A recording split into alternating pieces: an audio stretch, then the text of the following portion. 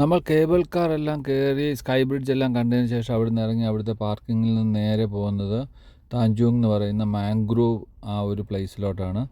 എല്ലാവർക്കും നമ്മുടെ പുതിയ വീഡിയോയിലോട്ട് സ്വാഗതം. അവിടുന്ന് ജെറ്റ് സ്കി എടുത്ത് നമ്മൾ കണ്ടൽക്കാടിലൂടെ പോകും. ഇത് പൈനാപ്പിളിൻ്റെ ഒരു ഫാമുള്ള സ്ഥലമാണ്. ഇവിടെയൊക്കെ പൈനാപ്പിൾ ഒത്തിരി കാണുന്നു. ഒരു പൈനാപ്പിളിൻ്റെ ഒരു സ്റ്റോളിൽ കയറി ഒരു പൈനാപ്പിൾ വാങ്ങും. ജ്യൂസിന് 4 റിംഗിറ്റ്. ഒരു സിമെൻറ്റ് ഫാക്ടറിയാണ് ലങ്കാവിയിലെ.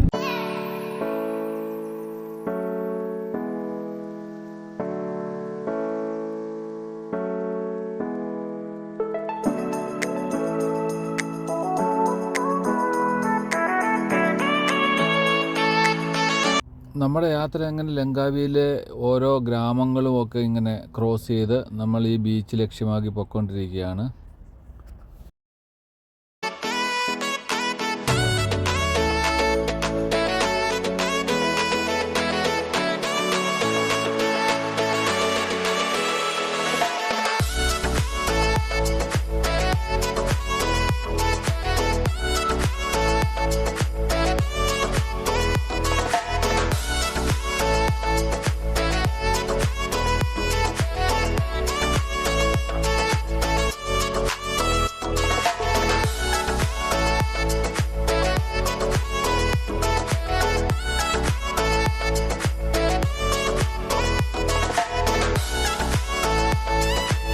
അങ്ങനെ മാംഗ്രൂവ് ആ ഒരു കണ്ടൽക്കാട്ടിലോട്ട് പോകുന്ന ആ ഒരു ബീച്ച് സൈഡിൽ നമ്മൾ എത്തി. അവിടുന്ന് എഗ്രിമെൻ്റൊക്കെ സൈൻ ചെയ്തു. അതിന് ശേഷം നമ്മൾ വെയിറ്റ് ചെയ്യുന്നു. നമ്മളിതേ പോവാണ്.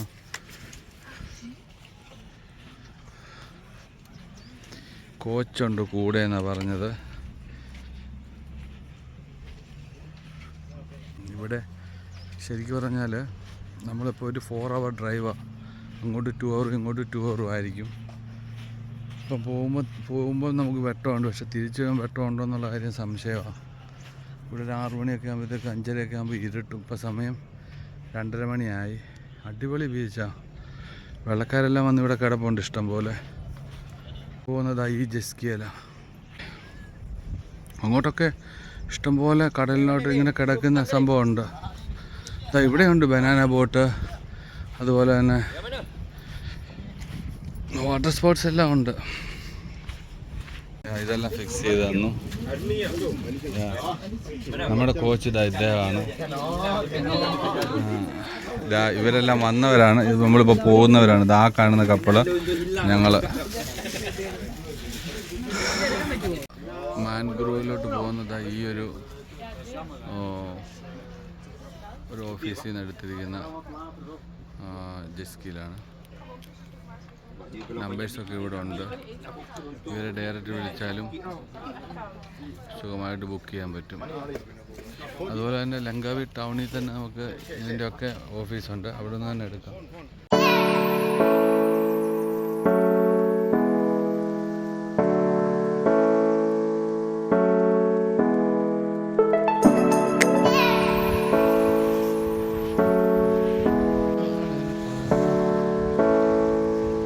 മനോഹരമായ തീരമാണ്. നൈസ്. ഇവിടെ നല്ല clean and neat and perfect ആണ്. വെതർ പറഞ്ഞു കഴിഞ്ഞാൽ വെതർ നല്ല കിടിലൻ ക്ലൈമറ്റ്. മഴയൊന്നും ഇല്ലാത്ത തന്നെ ഏറ്റവും best.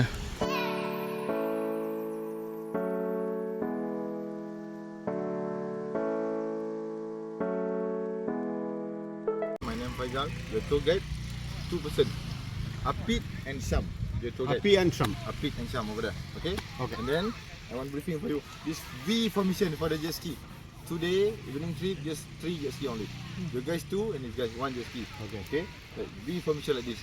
Okay. If you stay number 2, you cannot cross number 1. Okay.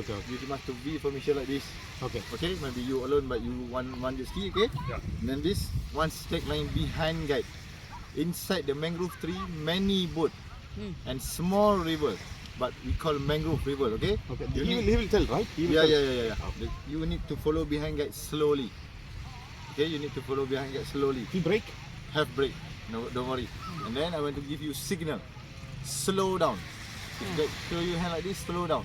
Okay. And stop the engine. Okay. Okay. faster. Okay. Okay. One straight line. Okay. Okay. Straight line. Hand like this slow, and like this same also slow. Okay. And two slow like this, and hand like this slow. Okay. Okay. Ready? Okay. Yeah. Go.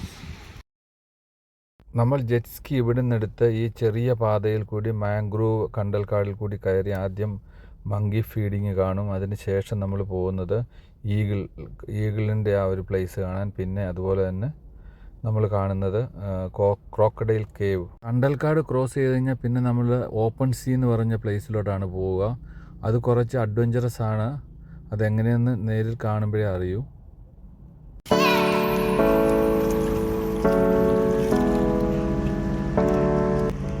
Sao mà biết bơi là điều. If you want to stop, you just push the red button. Okay. How is it?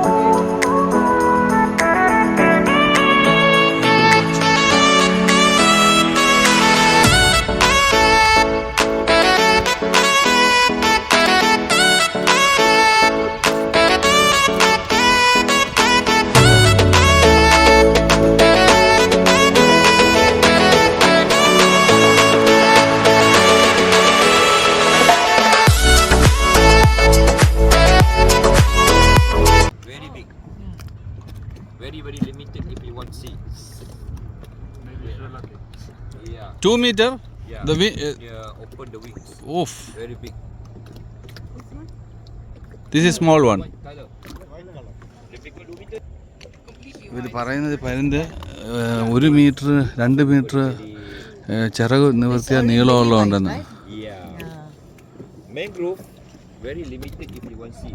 If you go the island hopping, Yeah. you can see many white balancing eagle over there. I will show you. You have to make it one line. Keep distance around 5 or 7 meter. Alright. So you cannot follow the big formation because over there very small river. Alright. We go. നമ്മളിപ്പോൾ ഉള്ളത് speed ബോട്ടിലാണ്. It's really river coming over the path of sea. പരുന്തിൻ്റെ ഒരു പ്രളയം ഇവിടെ. പരുന്ത് ഇവിടെ മുഴുവൻ.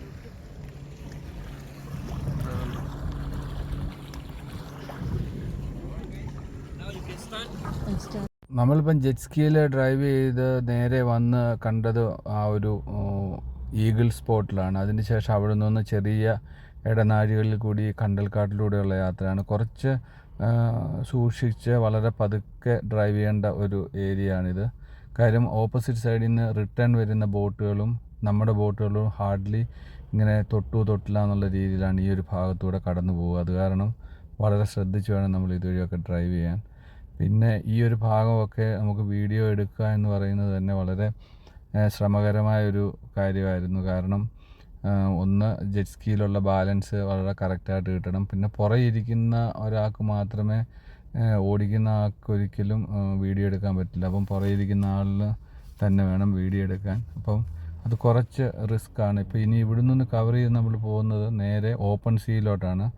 അതിപ്പോഴാണ് ഈ നമ്മളെ കൊണ്ടുപോകുന്ന ആ ട്രെയിനർ കം കോച്ച് പറയുന്നത് സീ ഭയങ്കര റഫാണ്, നമുക്ക് പക്ഷേ അതുവഴി തിരിച്ചു പോയേ പറ്റൂ. തിരിച്ച് നമ്മുടെ റൂട്ട് അങ്ങനെയാണ്.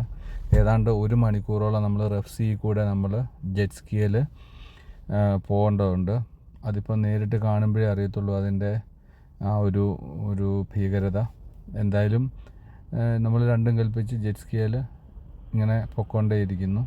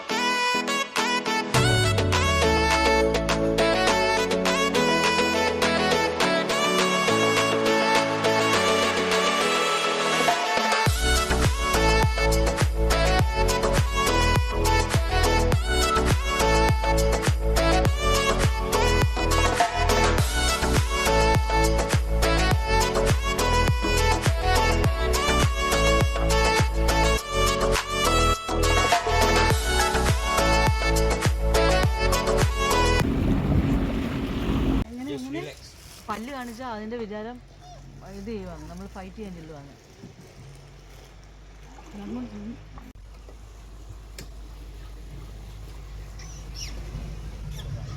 പല്ല് ഇളിച്ച് കുരങ്ങനെ ഇളിച്ച് കഴിച്ച് അവൻ കയറി തട്ടും, അതാ പറഞ്ഞത്.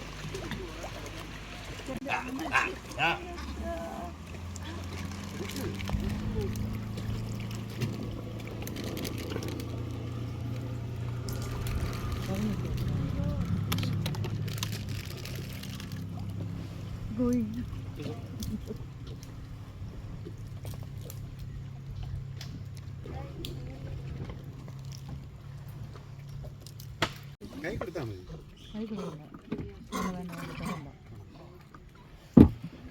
കൈ കൊടുത്താൽ മതി. കൈ കൊടുത്തേ. നമ്മള് പിള്ളേർ മേടിക്കുന്നതിനേക്കാളും വൃത്തിയായിട്ടാ മേടിക്കുന്നത്.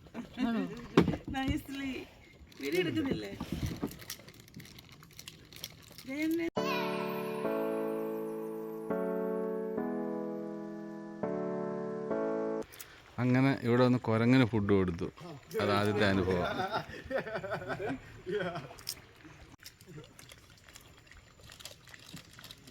Monkey don't want eat.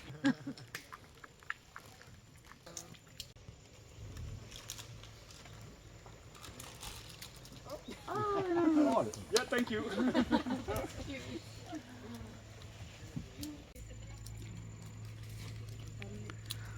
ഓ ശരിക്കും കടിച്ചു മുറിച്ചാ തിന്ന്, തോടെല്ലാം കളഞ്ഞ്. You want? It's okay, monkey don't want eat. You can eat, no problem.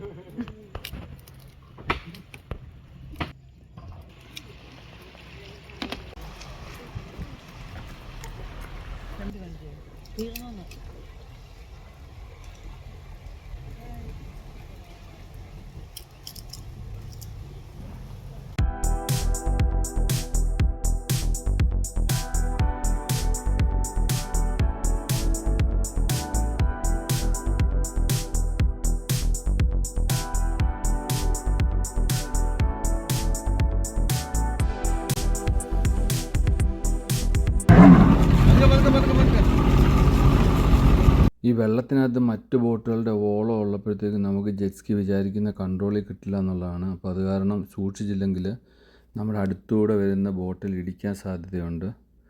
എന്തായാലും ഇപ്പോൾ നമ്മൾ പോകുന്നത് ഈ പറയുന്ന ഫ്രഷ് വാട്ടറിൽ കൂടെയാണ് പോകുന്നത്. ഇത് കഴിഞ്ഞാണ് നമ്മൾ ഓപ്പൺ സീയിലോട്ടാണ് കടക്കാൻ പോകുന്നത്.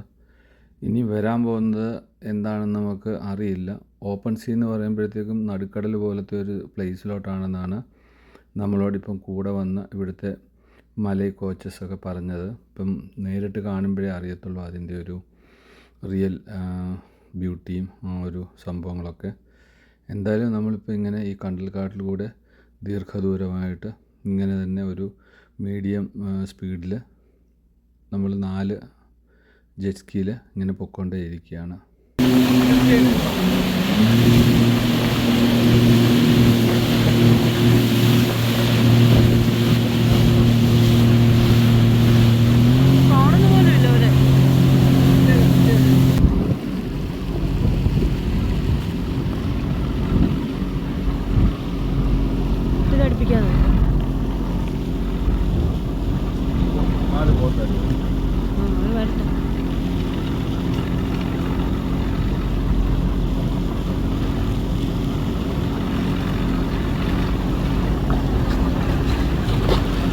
നമ്മുടെ എതിർ ദിശയിൽ നിന്ന് വരുന്ന ഈ ബോട്ടുകൾ വരുമ്പോഴത്തേക്ക് ഇവിടെ ഓളം കുറച്ചുകൂടെ കൂടും. അത് കാരണം സ്ഥലം കൂടി ഇല്ലാത്തതുകൊണ്ട് വളരെ ശ്രദ്ധിച്ച് വേണം ഈ ഒരു ഭാഗത്തൂടെ നമ്മളെപ്പോഴും ഈ പറയുന്ന പോലെ കണ്ടൽക്കാടിനുള്ളിൽ കൂടെ നമ്മുടെ ഈ ജെറ്റ് സ്കീ നിയന്ത്രിച്ച് കൊണ്ടുപോകാൻ. അല്ലെന്നുണ്ടെങ്കിൽ അത് തിട്ടേ ചെന്ന് തട്ടും, ഇതുപോലത്തെ വേരലൊക്കെ വന്നിട്ട് തട്ടും. വളരെ അടുത്താണ് നമ്മൾ ഈ 2 വശങ്ങളും തമ്മിലുള്ള ആ ഒരു വീതി.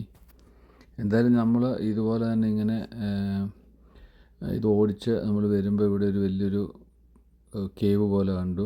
പാറയുടെ ഇടയ്ക്കൂടെ ആദ്യം ഒന്ന് ഒരു ചെറിയ പേടി പോലെ തോന്നിയെന്ന് വെച്ചാൽ ഇതിനി അങ്ങോട്ട് ലോങ് ആയിട്ടുണ്ടോ എന്നൊരു സംശയം ഉണ്ടായിരുന്നു. പക്ഷേ അകത്തോട്ട് കയറിയപ്പം ഒരു ചെറിയ ഭാഗത്തൂടെ നമ്മളിങ്ങനെ കയറി ഇറങ്ങുവാണ്. ഇവിടെയൊക്കെ ഈ പറഞ്ഞ മാതിരി വേറെ ബോട്ടുകൾ വരുവാണെങ്കിൽ നമ്മളവിടെ സൈഡിൽ നിൽക്കണം. അതിനുശേഷം നമ്മൾ കയറിപ്പോയിട്ടോ ഇല്ല അവർ ഇറങ്ങി വന്നിട്ടോ നമുക്ക് പോകാൻ പറ്റൂ. 2 ബോട്ടുകൾക്ക് 2 സൈഡിൽ നിന്ന് കയറി വരാനുള്ള സ്ഥലം ഇവിടെ ഇല്ല. ഇതിനകത്ത് വെള്ളം കയറുന്നുണ്ട്. 1 മിനിറ്റ്.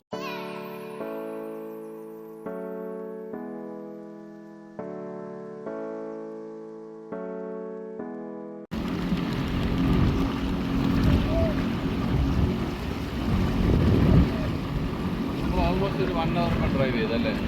ഓ പിന്നെ നമ്മളങ്ങനെ കണ്ടൽക്കാടിൽ കൂടിയുള്ള ആ ഒരു യാത്ര ഇപ്പം വന്ന് നിൽക്കുന്നത് കുറച്ച് വീതി കൂടിയ ഒരു നദിയുടെ ആ ഒരു ഒഴുക്കിൻ്റെ ഭാഗത്താണ്. ഇനിയുമാണ് നമ്മൾ കടലിനകത്തോട്ട് കയറാൻ പോകുന്നത്. ശരിക്കും പറഞ്ഞാൽ കടലിനകത്തോട്ട് കയറി കഴിഞ്ഞാൽ പിന്നെ നമുക്ക് വീഡിയോ എടുക്കുക എന്ന് പറയുന്നത് അസാധ്യമാണ്. അത് അത്രയ്ക്കും തിരമാലയും ആ ഒരു റഫ് സീ പോലെയാണ് നമുക്ക് ഫീൽ ചെയ്യുക. ഭയങ്കരമായ റഫ് സീ പോലെ നമുക്ക് ഫീൽ ചെയ്യുക.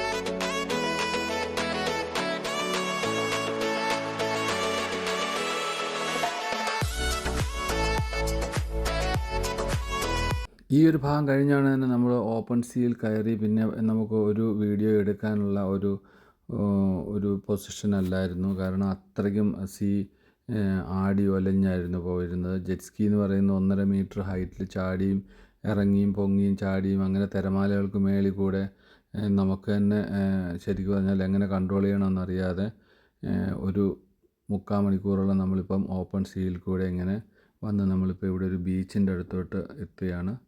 നമുക്ക് ആ ബീച്ചിൽ നിന്ന് എടുത്ത കുറച്ച് വീഡിയോസ് നമുക്ക് ഇതിനകത്ത് ഇട്ടിട്ടുണ്ട്. സീ സൈഡിൽ നിന്ന് ഇതെല്ലാം നമ്മൾ ആ റിവർ സൈഡിൽ നിന്ന് എടുത്താണ്. ഇനിയിപ്പോൾ സീ സൈഡിലോട്ട് വരുവാണ്. അപ്പോഴത്തേക്കും നമ്മൾ ഓൾമോസ്റ്റ് ഒരു 1/2 മണിക്കൂർ ഓടി കഴിഞ്ഞതിന് ശേഷമാണ് നമ്മളിപ്പോൾ ഈ ഒരു ഭാഗത്ത് എത്തിയിരിക്കുന്നത്.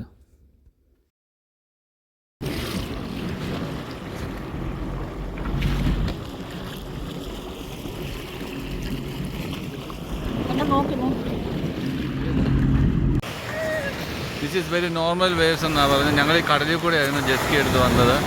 എൻ്റെ പൊന്നു മോനെ, ഇതുവഴി വരണമെന്നുണ്ടെങ്കിലോ ഒരു 2-3 ആൾ പൊക്കത്തിലാണ് തിരമാല അടിച്ച് പൊങ്ങുന്ന അകത്തൂടെ.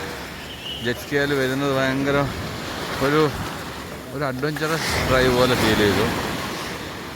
നമ്മളിപ്പോൾ ഈ ഒരു ജെറ്റ് സ്കി 4 hours ഈ കോച്ചിൻ്റെ കൂടെ എടുക്കുന്നതിന് ഓരോ ജെറ്റ് സ്കിക്കും 500 റിങ്കറ്റാണ്. അത് നിയർ അബൌട്ട് 10,000 rupees. ഇപ്പോൾ ഇവർ ഈ ഒരു ബീച്ചിൽ കൊണ്ട് നിർത്തി. ഇവിടെ നിന്നും നോർമലി ഈ പറയുന്ന പോലത്തെ ഇതിൽ വരുന്നതല്ലാതെ വേറെ ആൾക്കാർക്ക് വരാൻ പറ്റുന്ന ബീച്ചുകളല്ല ഇതൊന്നും. ഒരു രീതിയിൽ നമുക്ക് ക്യാമറ എടുക്കാൻ പറ്റത്തില്ലായിരുന്നു സീക്കകത്ത്. കാരണം അത്രയ്ക്കും തിരമാലയായിരുന്നു. ഇന്ന് കുറച്ച് സീ റഫും കൂടാണ്. പക്ഷേ നമ്മളെ കൊണ്ടുവരുന്ന ഗൈഡ് പറഞ്ഞത് ഇത് നോർമലാണ്. ഇപ്പോഴത്തെ ഈ ഒരു സീ ഭയങ്കര ഹൈറ്റിൽ ഇത് തിരമാല പൊങ്ങുമെന്ന്. ഒരു ജൂൺ ജൂലൈ മാസത്തിൽ. തായ്ലൻഡാണ്. നമ്മളിപ്പോൾ തായ്ലൻഡിൻ്റെ ബോർഡറിലാണ് സീയിൽ വന്നിരിക്കുന്നത്. ആ കാണുന്നത് തായ്ലൻഡാണ്. ഇതാണ് തായ്ലൻഡ്. ഇവിടുന്ന് കുറച്ചുകൂടെ പോയി കഴിഞ്ഞാൽ തായ്ലൻഡാണ്.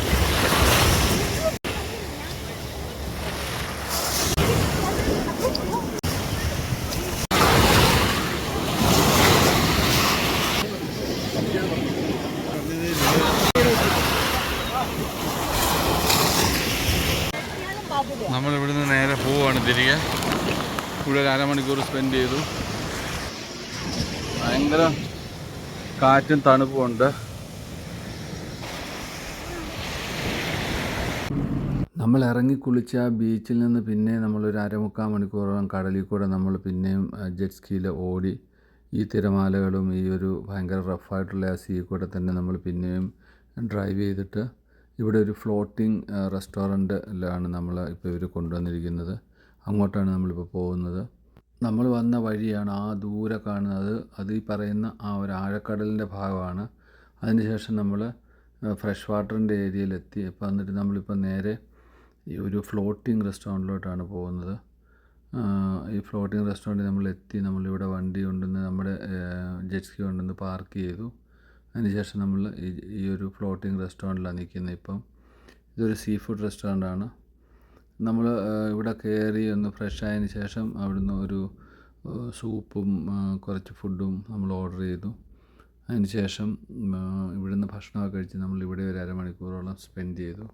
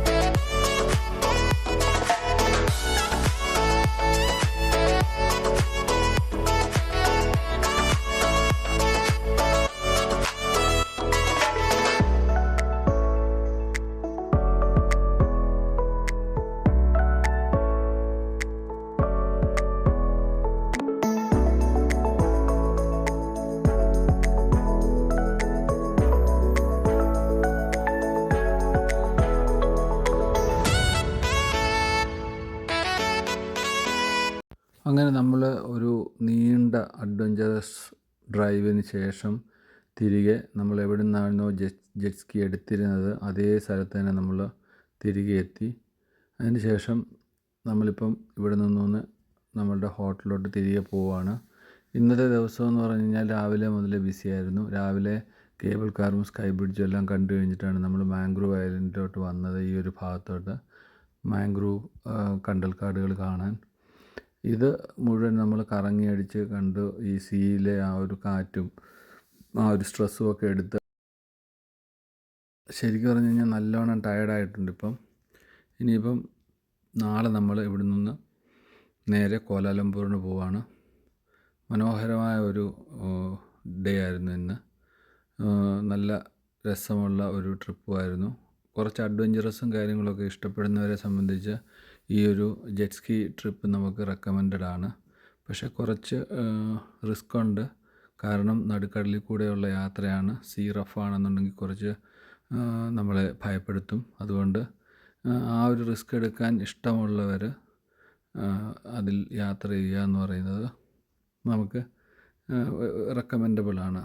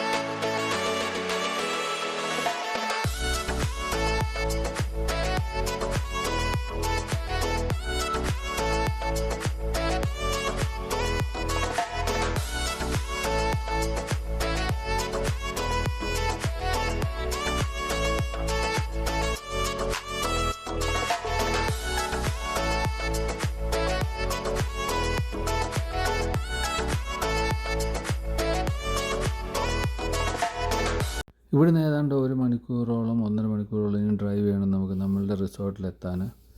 നാളെ രാവിലത്തെ ഫ്ലൈറ്റിൽ നമ്മൾ നേരെ കോലാലംപൂരിനാണ് പോകുന്നത്. ഒരു ദിവസം കോലാലംപൂറുണ്ട്. അതിന് ശേഷം നമ്മൾ നേരെ ഇവിടെ നിന്ന് ബാലിക്കാണ് പോകുന്നത്. അപ്പോൾ എല്ലാവർക്കും അടുത്ത വീഡിയോ കാണാം. Bye bye.